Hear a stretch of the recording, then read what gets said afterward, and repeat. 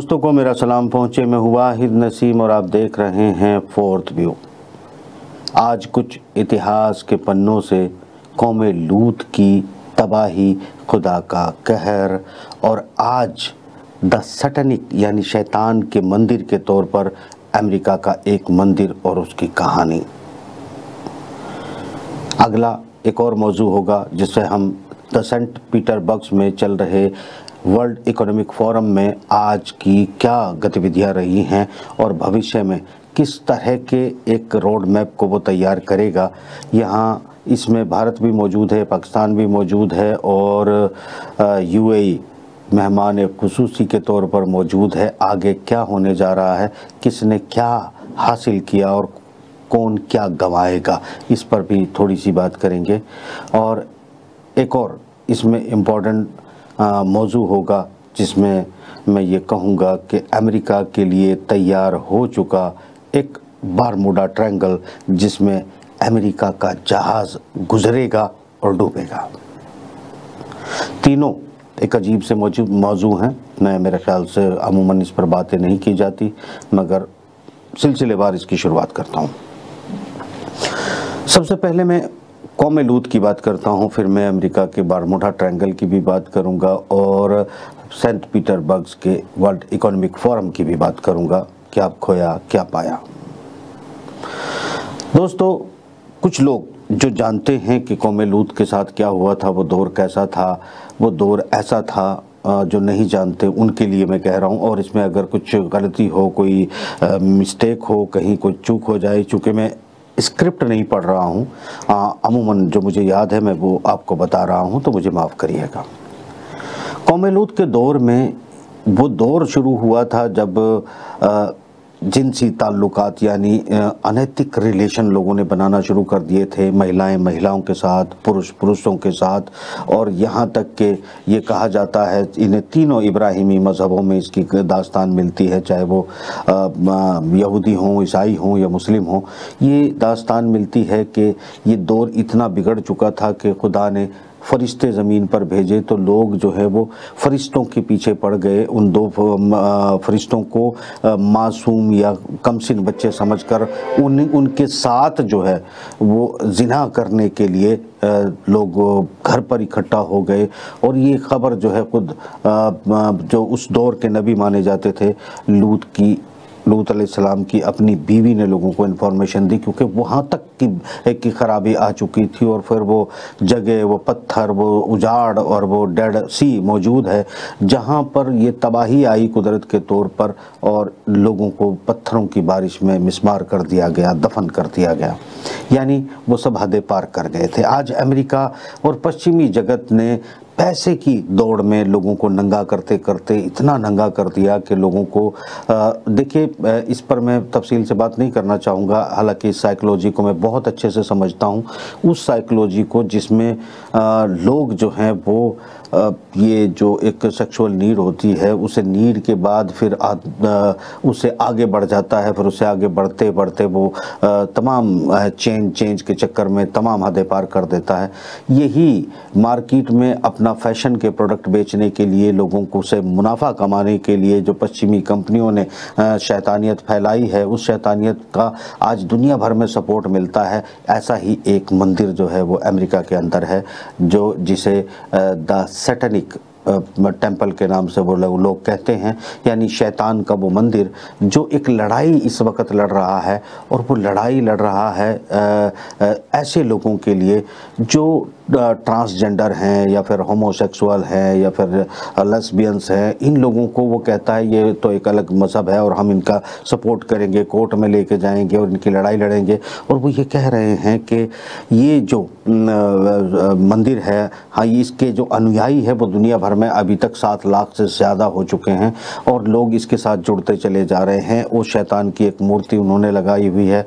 ये शैतान का जो मंदिर है, इस मंदिर के ज़रिए आज कौमे लूत की तरफ जो ज़माना था, गुज़रा ज़माना जिन पर पत्थरों की बारिश होकर नस्त नाबूद किया गया था, ये लोग अपने फैशन के लालच में और लोगों की उन जिज्ञासाओं को भड़काने के लिए उस हद तक पहुंच रहे हैं जब पत्थरों की बारिश होती है। अलबत्ता दुनिया के बहुत सारे मुल्क जहाँ पर सभ्यताएं बाकी हैं, जहाँ पर ह्यूमन रिलेशन बाकी हैं, जहाँ पर कुदरती निज़ाम बाकी है, और बाकी बहुत सी यूरोपियन कल्चर को फॉलो करने वाले लोग एक जो कुदरती निज़ाम है उसको ब्रेक करते जा रहे हैं और यहाँ तक के शैतान के मंदिर तक बना लिए हैं। यानी ये वो जिनकी राहें हमवार कर रहे हैं, जो जिस कल्चर को फूलने फलने देने वाली कंपनियां, वो लोग हैं जो 10 कमांडमेंट को भी मानते हैं। यानी यहूदियाँ कंपनियां जो है बहुत तरह से, और वो ईसाई कंपनियां बहुत हैं जो इस कारोबार में मुलव्विस हैं, मैं ये कहूँगा, क्योंकि आप लोगों को नंगा करने को अगर मुनाफा कमाना कहते हैं तो शायद जो है ये, आप माफ़ करना दोस्तों, मैं अपने तमाम प्रोग्राम्स में ये कहता रहा हूँ कि कॉमन मैन जो उन्हें अखबार, मैगज़ीन या टेलीविज़न के तौर पर परोसा जाता है वो उसी को हकीकत मानते हैं। उनके पास अपने स्रोत नहीं होते जानने के, और कभी कायदे की बात उन तक नहीं पहुँचाई जाती। और ख़ास तौर से देखिए, आपको अभी पता चला होगा, पता नहीं खबर सच है कि झूठ है, अगर सच है तो अफसोसनाक है, जिस तरीके से देवबंद के इदारे ने कहा, ये पता चला है कि उन्होंने जो बच्चे वहाँ पर पढ़ रहे हैं, अरबी लफ्ज़ उन्हें मायनों के साथ नहीं पढ़ाए जाते और अंग्रेज़ी और दूसरी ज़बान सीखने पर पाबंदी लगा दी है। यानी कि वो सिर्फ उतने रोबोट बने जितना वो चाहते हैं, उससे ज़्यादा ना वो सोच सकें, ना समझ सकें, और ना वो दुनिया में कोई तरक्की की राह हमवार कर सकें या तरक्की याफ्ता लोगों से निपटने के लिए तरीके ढूंढ सकें। तो ये काफ़ी ख़तरनाक मैं मानता हूँ कि ये अगर ऐसा है तो ये काफ़ी ख़तरनाक कदम है। और इस कदम को मैं जिक्र क्यों करना था, वो इसलिए करना था कि धर्म गुरुओं को, धार्मिक इदारों को और ऐसे इंस्टीट्यूशंस को जिनको लोग फॉलो करते हैं, उनको ये लोग जो हैं वो अपनी कमांड में लेते हैं और इनको फंडिंग करते हैं, और फिर इनसे ऐसे मामले पास कराते हैं या ऐसा इन्फ्लुएंस पैदा करते हैं जिससे इनकी रोज़गार बढ़े और दुनिया में सोचने समझने की शक्तियाँ ख़त्म हो जाएं, और फिर जहाँ ये शैतानी रास्ते पर ले जाना चाहते हैं दुनिया को आराम से ले जा सके। यानी इस दुनिया में ऐसे साइकेट्रिक और ऐसे डॉक्टर्स और ऐसे इन्फ्लुएंसर पैदा किए जा सकते हैं या किए जा सकते थे, हैं तो आप पर निर्भर है, थे पर मौजूदा लोग जो लीड करते आए दुनिया को, उन पर निर्भर था जो फेल हुए। यहाँ पर ये बात उन इन्फ्लुएंसर की कर रहा हूँ जो ये बता सके कि एक्चुअली सेक्सुअल ट्रांसफॉर्म क्या होता है और वो क्यों बढ़ता चला जाता है। अगर इंसान को समझा दिया जाए तो अमूमन इसको 70 से 80% तक कंट्रोल किया जा सकता है, मगर ऐसा नहीं होने दिया जाता क्योंकि खरबों डॉलर्स का नुकसान हो सकता है। और ये खरबों डॉलर्स की कमाई को बचाने के लिए ऐसे लोगों को चुप कर दिया जाता है। ऐसे लोगों को कोई सुनना नहीं चाहता जो साइकोलॉजी पर बात करे, जो एक इनके षड्यंत्र को खोले, और इनके द सैटेनिक टेम्पल, ये खुद भी सैटेनिक के गद्दी पर बैठने वाले लोग जो सिर्फ मुनाफाखोरी में दुनिया को कौमे लूत की तरफ लेके जा रहे हैं, ये कोई ऐसा कदम नहीं उठा रहे हैं जिसमें दुनिया भले हो, क्योंकि ये सोचते हैं कि मेरी ज़िंदगी तो 50 से 70 या 80 साल होगी और तब तक मैं ऐश लेके गुजर चुका हूँगा, उसके बाद अगर पत्थरों की बारिश भी होती है तो क्या फ़र्क पड़ता है। ज़रूरी नहीं कि दुनिया को ख़त्म करने के लिए ऊपर वाला पत्थरों की बारिश करे, बमों की बारिश भी हो सकती है, और भी बहुत सारे तरीके हैं। जब उसे किसी कौम को मिटाना होता है तो वो अपने रास्ते खुद तलाश करता है, बनाता है और मिटा देता है। ऐसा हमने कौमे आद के साथ देखा है, कौमे लूत के साथ देखा है, बहुत सारी कौमों के साथ देखा है। बहुत सारी सभ्यताएं आप जानते हैं, यूनान की एक विकसित सभ्यता कहाँ गई, मिस्र की वो सभ्यता कहाँ गई, पत्थरों ज़मीन के नीचे से निकली है, जो हज़ारों साल पहले एक आज की तकनीक से बढ़कर कहीं पिरामिड बना चुकी है। जो मतलब आप समझ सकते हैं कि जब ये हदें पार करते हैं, इंसान अपनी नेचुरलिटी को खोकर अननेचुरल तरीक़ों पर आगे बढ़ जाता है, तो उसके नतीजे क्या होते हैं। एक और भी कम्युनिटी आपके यहाँ पाई जाती है जो अननेचुरल कुकृत्य को बड़ा जायज़ मानती है और वो बड़े शौक़ से करती है। नाम मैं नहीं लूँगा, नाम तो आप सब जानते हैं उनका। उनको बड़ी तकलीफ़ होगी मेरी ये बात सुन के। वो खुश भी हो सकते हैं क्योंकि वो ऐसे कामों में खुश रहते हैं। खैर, ये भी ज़रूरी था जो तंज़ किया, मगर आगे इन्फॉर्मेटिव बातों पर आगे बढ़ते हैं। यानी एक एंगल ये चल रहा है कि द सैटेनिक टेम्पल्स की पूजा बढ़ रही है और वो लड़ाई लड़ रहे हैं इनको धार्मिक गिरोह बनाने की, जो टोटल अननेचुरल कुकृत्य करते हैं। दूसरी तरफ मुझे ऐसा लगता है कि खुदा ने एक ऐसा बारमूडा ट्रायंगल अमेरिका के लिए तैयार कर दिया है जिससे बच निकलना मेरे ख्याल से अमेरिका के लिए संभव नहीं होगा। समझ रहे हैं 3 या 4 साल के बाद जो मुलाकात हो रही है अब हमारी, तो हम उम्मीद करते हैं कि हमें आने वाली दुनिया में ज़रूर हम आगे मिलकर बढ़ेंगे। और बिल गेट ने भी खुशी का इजहार किया है, क्योंकि बिल गेट की कंपनियों ने चाइना में सॉफ्टवेयर डेवलपमेंट और बहुत सारे कॉन्ट्रैक्ट चाइना को दिए थे, जिसकी वजह से तकनीक में उनको काफ़ी फ़ायदा भी हुआ, मुनाफा भी कमाया गया और बहुत कुछ बिजनेस से जुड़ा हुआ था जो काफ़ी बड़ा कारोबार था। और चाइना और बिल गेट शायद उसको फिर से शुरू करने का प्लान कर चुके हैं।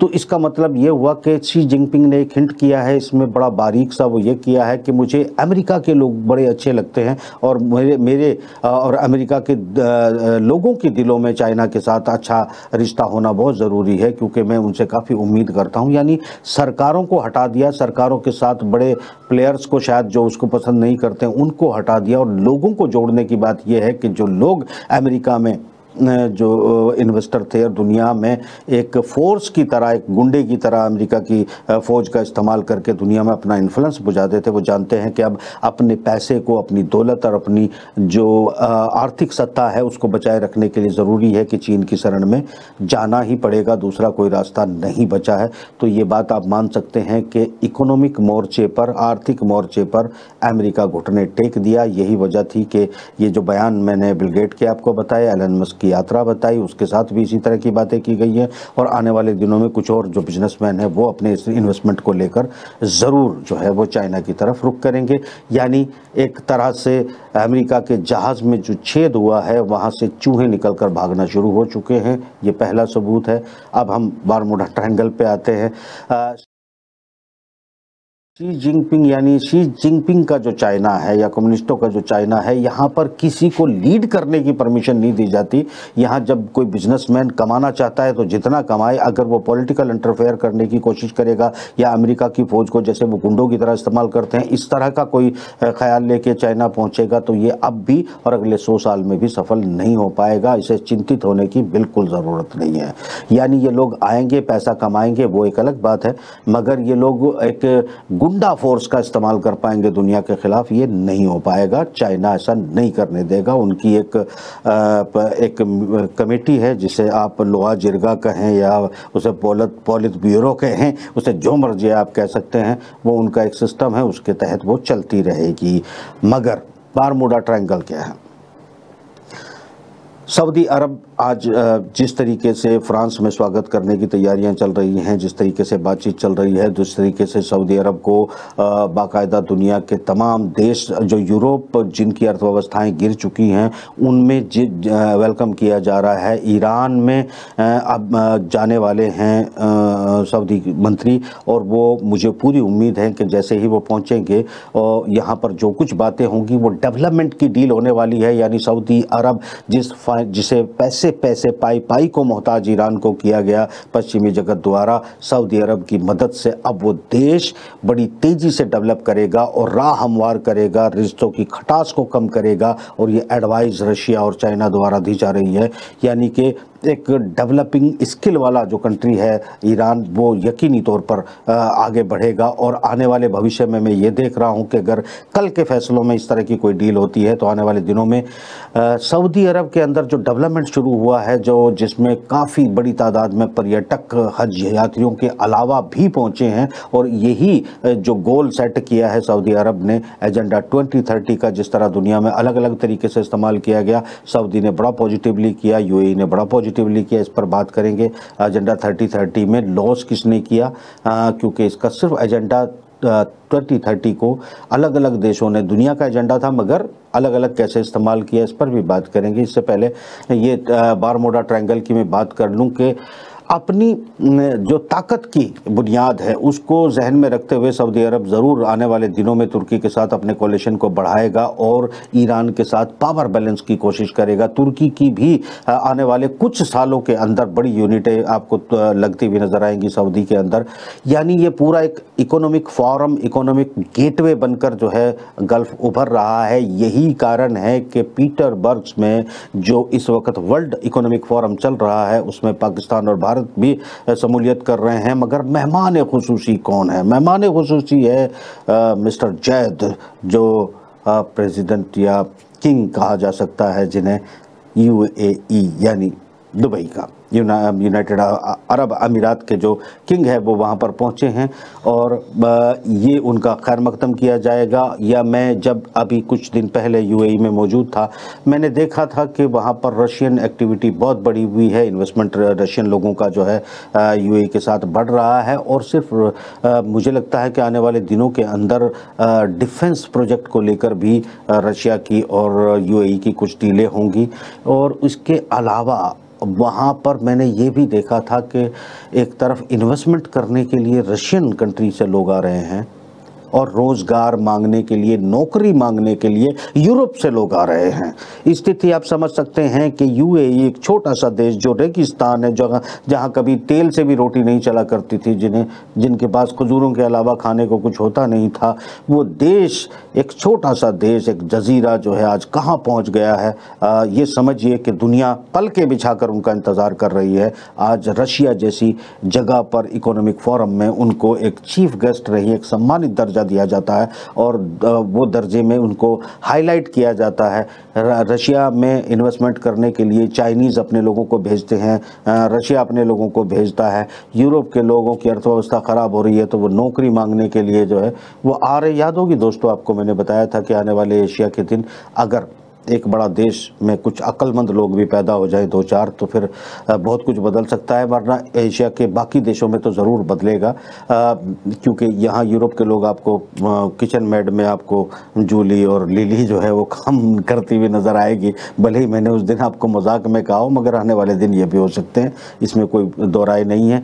बड़े कायदे से हैंडल किया जा रहा है। रजब तैयब अर्दगान का चुनाव जीतने का मतलब ये है कि ये जो बारमूडा ट्रायंगल का असल मैग्नेटिक पावर हाउस है वो रजब तैयब अर्दगान के तौर पर मजबूत है और ये जहाज़ को इसी रास्ते से गुजरना पड़ेगा अमेरिका के नाम की, और वो यहाँ पर आर्थिक स्थिति में डूब जाएगा और अपनी ताकत की जो गारंटियां हुआ करती थी वो खो देगा। यानी अब उसके पास बिजनेस बाजार तो पावर का नहीं रह जाएगा। लोगों को नंगा करके, लोग नंगा होकर बड़े खुश होते हैं, भारतीय टेलीविजनों पे भी लोग नंगा बड़ा डांस कर रहे हैं, तो वो उन नंगों को जो है वो अपने ब्यूटी प्रोडक्ट में एडवर्टाइज और टेलीविज़न के ज़रिए ज़रूर कुछ दिन तक बनाए रखेगा। आने वाले दिनों में हो सकता है, हालांकि क्योंकि कम्युनिस्टों की और ईश्वरवादियों की जो है वो ज़्यादा इसमें दिलचस्पी नहीं होती है कि लोग के कपड़े उतरवा कर पैसे कमाए जाएं। अलबत्ता जो 10 सैटेनिक के पुजारी होते हैं, मतलब शैतान, महान शैतान के जो पुजारी होते हैं, वो ज़रूर ऐसी ख्वाहिशें पालते हैं और वो करते रहे, पहले भी करते रहे, दुनिया ख़त्म होती रही है, आगे भी करते रहे, दुनिया आगे भी ख़त्म होती हुई नज़र आएगी।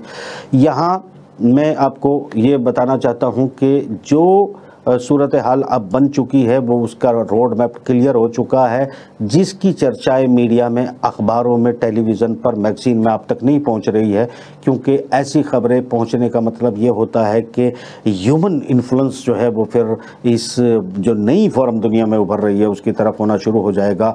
और जो कुछ द सैटेनिक टेम्पल के बंधवा मजदूर या उनके पुजारी जो राष्ट्रपति या प्रधानमंत्री पाए जाते हैं, उनके खिलाफ जनमत बनना शुरू हो जाएगा और वो कंपनियां भी बैठ जाएंगी, वो देश भी बैठ जाएंगे। ऐसी सूरत को बचाए रखने के लिए ज़रूरी है आप लोगों को टेलीविज़न और अखबारों में झूठ लिखा जाए। अगर आप में हिम्मत है तो एक भी खबर इनकी सच साबित करके दिखाओ। अगर एक भी खबर इनकी सच साबित नहीं कर सकते तो अपने घरों से निकाल के फेंक सकते हो ऐसी चीज़ों को जो आपको झूठ बहकाती हों।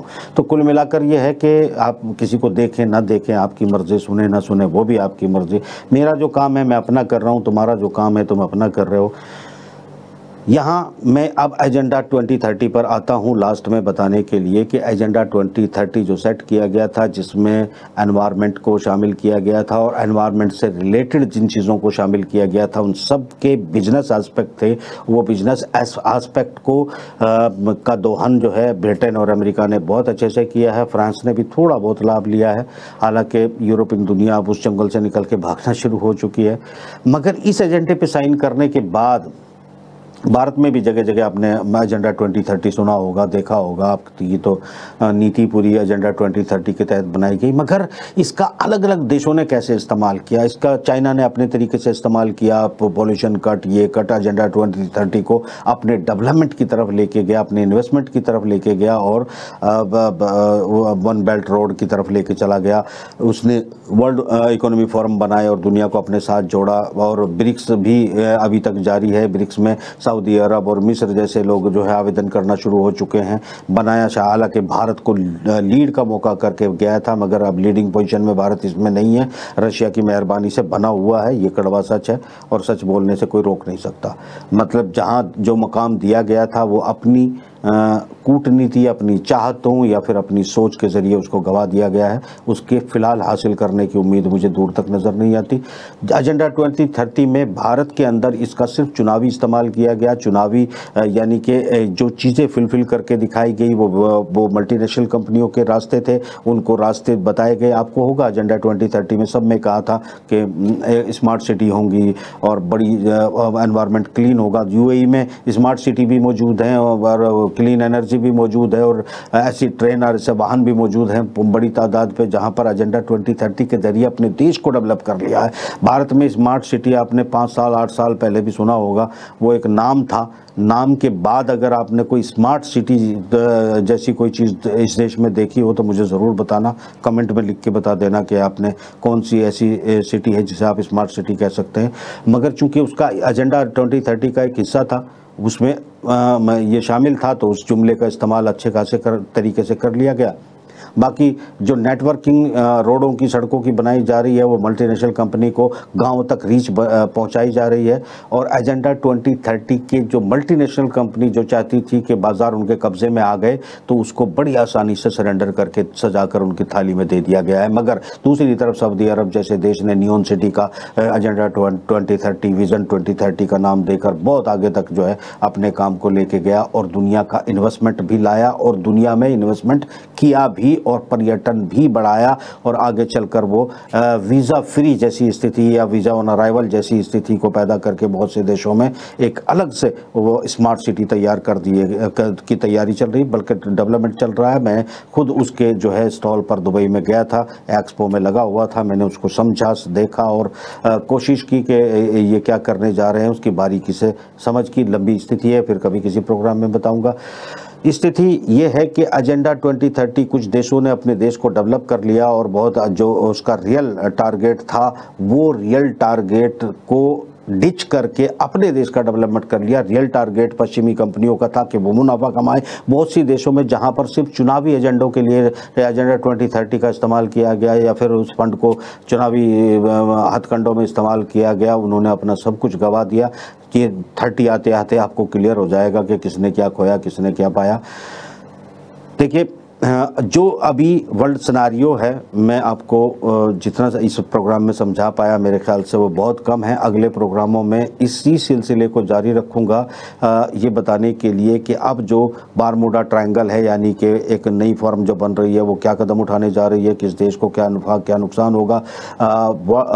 पीटरबर्ग में वर्ल्ड इकोनॉमिक फोरम में जो फैसले होंगे आज और कल, जो इसका कंप्लीशन होगा, उसके बाद क्या नतीजे आएंगे, इस पर भी हम ज़रूर बात करेंगे। किसने क्या खोया, किसने क्या पाया।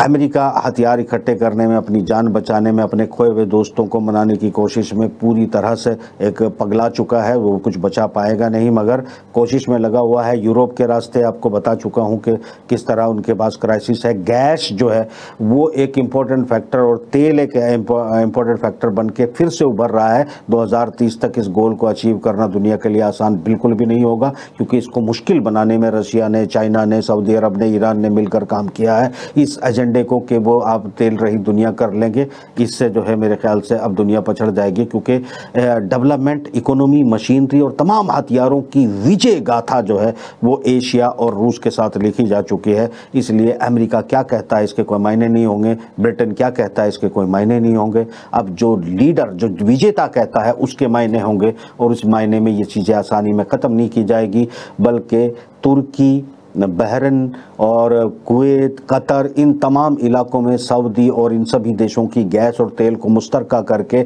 आगे दुनिया को कैसे घुटनों पे लाया जाएगा, ये खेल शुरू हो चुका है। अगले प्रोग्राम में ज़रूर बताऊंगा। फ़िलहाल मुझे इजाज़त दें और देखते रहें फोर्थ विज़न टीवी OTT पर, यूट्यूब और फेसबुक पर मैं आपके लिए डाल देता हूं, मगर अच्छा हो कि आप ऐप डाउनलोड कर लें। बिना नागा मेरा प्रोग्राम आपको मिलेगा, बाकी आपको दूसरे बुलेटिन्स भी मिलेंगे। OTT में आप जाएंगे तो OTT लीव करके प्ले स्टोर पर डाउनलोड करें। डाउनलोड करने के बाद आप उसमें fourth vision Urdu, fourth vision Hindi पर जाएं, दोनों चैनल आप देख सकते हैं। आपको दुनिया की सही, सच्ची और अच्छी जानकारियाँ मिलेंगी। खुदा हाफिज़।